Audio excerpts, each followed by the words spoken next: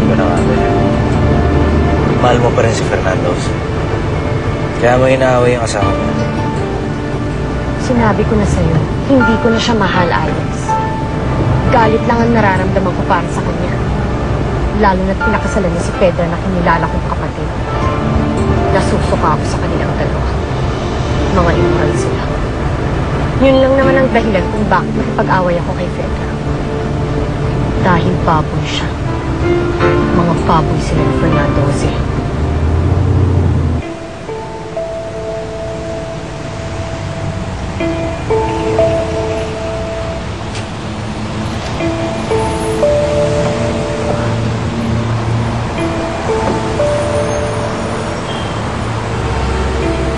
Mr. Altamirano, ako yung tinawagan ninyo. Max Abilino po. Nice to meet you, Max. Meron din po ako. Ano ba kung pagagawa niyo sa akin? May isang taong gusto ko ipa-background check. Alam mo, sir, hindi mahirap yung pinagagawa mo sa akin. Kaya lang, pwede ko bang malaman kung sino ang taong ko? Ayan siya. Si Paloma. Siya ang babae gusto ko ipasalan.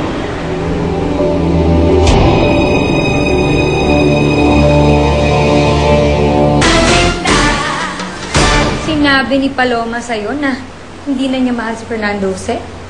Oo. Tuwan-tuwa nga ako nung narinig yun. Nawala lahat ng duda ko. Alex, huwag ka munang papakasiguro.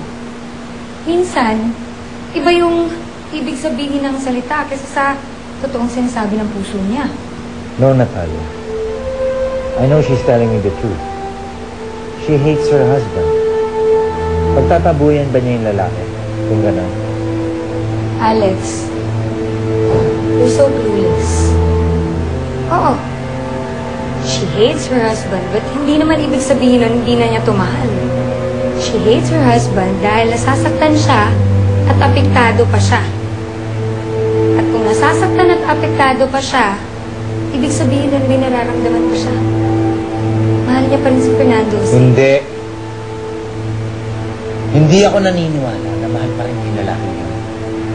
Dahil ako na ang mamahalin niya. Ito na ang simula ng buhay natin magkasama, Rosalinda. Hindi na tayo maghihiwalay pa. Mahal na mahal kita, Rosalinda. Mas mahal kita, Fernando Jose. Higit pa sa aking buhay.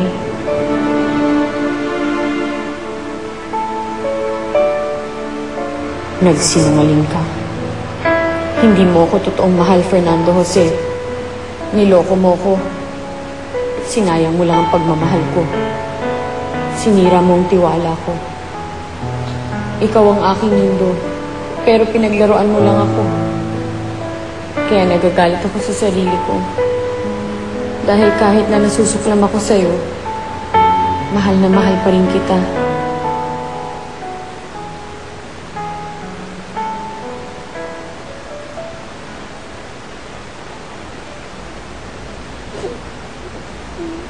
Pedra? Pedra, bakit ka umiiyak? Akala ko pag uwi ko kanina nandito ka, pero wala ka. Umalis ka. Hindi mo man lang ako hinahanap. Hindi ka man lang nag-alala kung anong nangyari sa akin. Ano ba nangyari sa'yo? Fernando, hindi ka maniniwala pero nakita kami ni Paloma kanina. Sinaktan niya ako.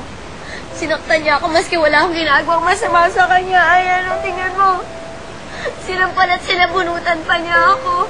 Maski ayoko lumabon sa kanya. Bakit ka naman sasaktan ni Paloma? Hindi ko maintindihan. Wala akong maisip na rason para gawin niya sa'yo yan. Fernando, hindi ko din alam. Pero siguro dahil naiinis na siya sa'yo. Kasi ayaw mo siyang tigilan eh. Kaya ako yung pinagbalingan niya kanina. Sinaktan ako ng babaeng yan, Fernando, eh. Pero aaminin ko sa'yo, nilabanan ko siya. Dahil nagsiselos ako. Nagsiselos ako dun sa pinakita mong interes sa Palomang yun. I'm sorry, Fedra. Hindi ko alam na gagawin sa'yo ni Paloma yan. I'm so sorry.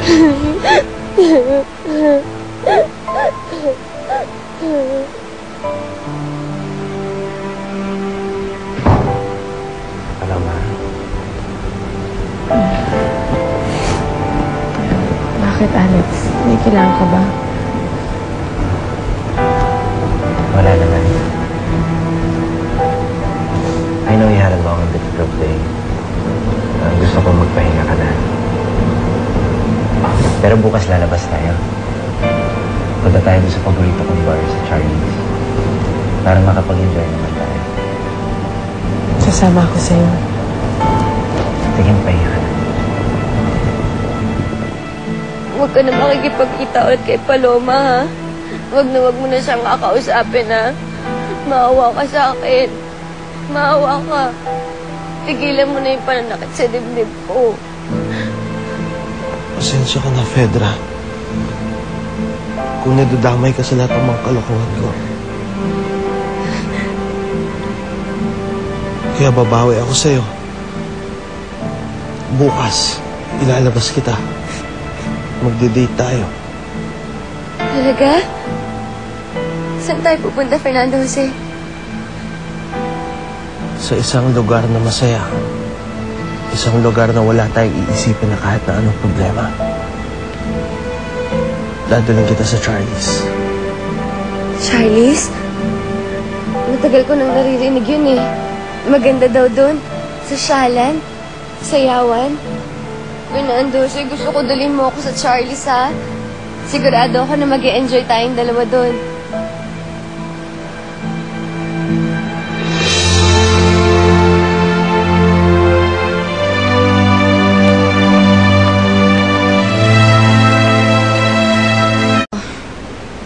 Ito kaya? Ay, wag yan. Para pampatay.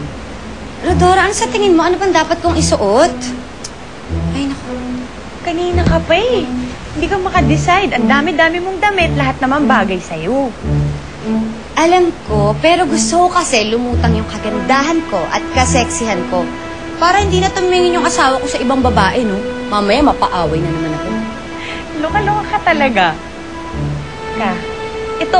Itong red yan. Bagay yan sa'yo. Sobrang sexy. Sigurado akong luluwa ang mata ng asawa mo pag nakita ka niya suot mo yan. Oh, di ba? Parang hindi eh. Alam mo, Rodora, tawagan ko kaya si Mama Abby. Magpapagawa ko ng damit sa kanya.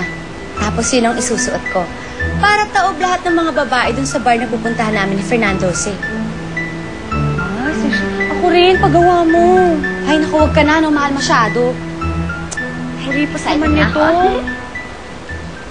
Ang sabihin mo, nagigilty ka lang, kaya mo i-date yung asawa mo. Inaamin ko, pare. Nagigilty nga ako. Papabaya ako na si Fedra dahil sa Paloma niya. Kaya tatanggalin ko muna sa isip ko yung babae niya. Para mabigyan ko naman ng attention ng asawa ko. Tama yan. Dahil kahit hindi ko talaga gusto yung ugali ni Fedra, eh, hindi naman din ako agree na gagawin mo siyang panakit butas para sa kalungkutan mo kay Rosalinda. Kaya nga babawi ako. Tonight, I will not think of anyone else but my wife. Kakalimutan ko si Rosalinda at si Paloma para kay Fedra.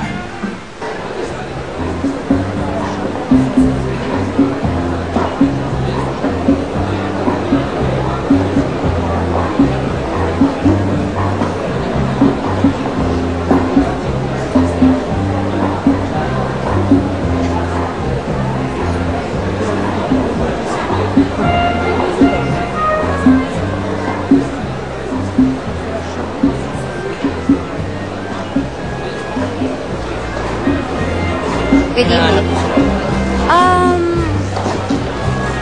Ayun na, nakita ka na. Honey?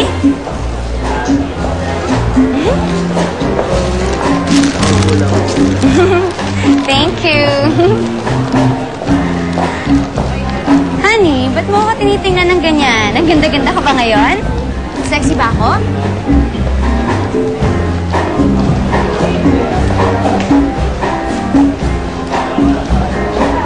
Pedro Altamira.